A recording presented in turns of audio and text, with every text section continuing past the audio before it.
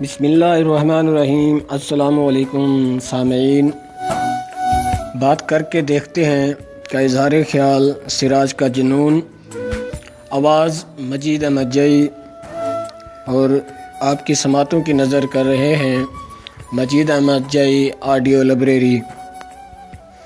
سراج کا جنون لفظ انٹرویو کا ماخذ تلاش کیا جائے تو اس کی جڑیں 1590 میں مڈل فرنچ کے لفظ انٹرویو سے جا ملتی ہیں، جس کا مطلب آمنے سامنے بیٹھ کر میٹنگ کرنا یا رسمی ملاقات ہے، جبکہ ماڈرن فرانسیسی زبان میں لفظ انٹرویو انگریزی زبان سے منتقل ہوا ہے۔ ہم صحافتی مدار میں اس لفظ کی آمد کا تعین کرنا چاہیں تو یہ امریکن انگلش میں 1869 میں پہلی دفعہ اس مقصد کے لیے استعمال ہوا، جسے سراج احمد تنولی صاحب 2019 میں ہزارہ کی تاریخ کے پہلے فرد اور خیبر پختونخوا کے دوسرے فرد کے طور پر کام میں لا چکے ہیں۔ پروفیسر ڈاکٹر اسحاق وردک کے مطابق ان سے قبل KPK میں جناب خاطر غزنوی نے داستان امیر حمزہ شنواری نامی کتاب ادبی مقالے کی صورت میں لائی ہے، مگر یہ پوری تصنیف ایک ہی تخلیق سے سروکار رکھتی ہے۔ پہلا مشہور انٹرویو، جو کہ انٹرویو کو ایک علیحدہ جرنل تسلیم کرواتا ہے، وہ مشہور یارجین مذہبی رہنما ارک بشپ کا انٹرویو تھا، جو 1756 میں لایا گیا۔ بشپ نہ صرف مذہبی رہنما تھے بلکہ ایک بہترین مصنف، سفارتکار اور سیاح بھی تھے۔ ان کا انٹرویو کرنے والی شخصیت یونانی مذہب کے مشہور عالم دین جناب اگنیوس ویلو گریس کی تھی، جو کہ اس وقت ماؤنٹ ایتھوس میں قائم آرتھوڈاکس سکول کے ریکٹر تھے۔ ادب کی دنیا میں مشہور ناول نگاروں کے انٹرویوز دی پریس ریویو نے 1940 سے شروع کیے۔ اسی طرح صنوبر کی دنیا میں اینڈی وارہول نے یہ کام 1969 میں شروع کیا۔ ٹیلی ویژن کی تاریخ میں سب سے زیادہ دیکھے جانے والا انٹرویو مائیکل جیکسن کا تھا۔ یہ انٹرویو 10 فروری 1933 کو اوپرا ونفری نے کیا اور اسے 90 ملین لوگوں نے دیکھا۔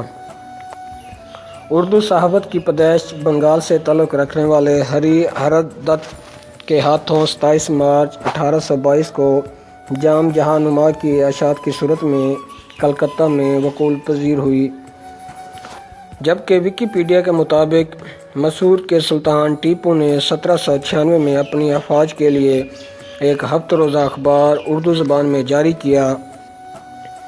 لیتھیوگرافی کے تحت دلی سے باقاعدہ اردو اخبار کا افتتاح 1837 میں مولوی محمد باقر نے کیا، جو کہ محمد حسین آزاد کے والد تھے۔ 21 ستمبر 2015 ڈان نیوز۔ اسی طرح اردو صحافت کے پہلے شہید صحافی ہونے کا اعزاز بھی انہوں نے توپ کے گولے سے اڑ کر حاصل کیا۔ ہندوستان سے باہر کی بات کی جائے تو ساجد منصور کسرانی اپنی کتاب اردو پریس ان برطان میں رقم طراز ہیں کہ پہلا اردو پرچہ سہمائی آئینہ انگریزی سوداگری لندن سے 1880 میں چھپا۔ جہاں تک اردو صحافت میں پہلا انٹرویو کا تعلق ہے، اس سے متعلق ہمیں کوئی ٹھوس ثبوت تو نہیں ملے، لیکن جھنگ سے ایک ادبی طالب علم مبشر احمد کے مطابق یہ صحرا بھی مولوی محمد باقر کے سر جاتا ہے۔ سراج احمد تنولی صاحب سے شناسائی اس وقت ہوئی جب یہ BS کے طالب علم تھے اور ان کے لکھے کالموں سے اخباری صفحات مزین ہوتے تھے۔